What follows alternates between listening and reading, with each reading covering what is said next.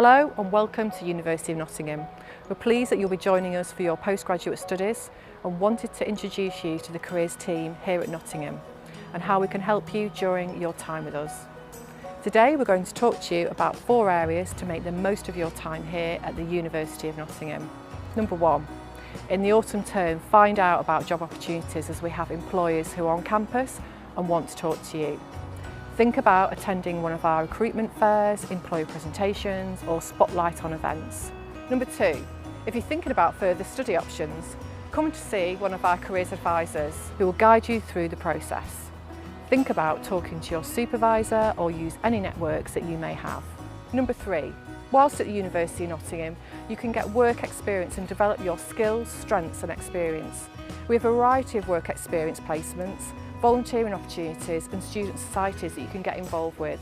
Please have a look at our website to gain further information.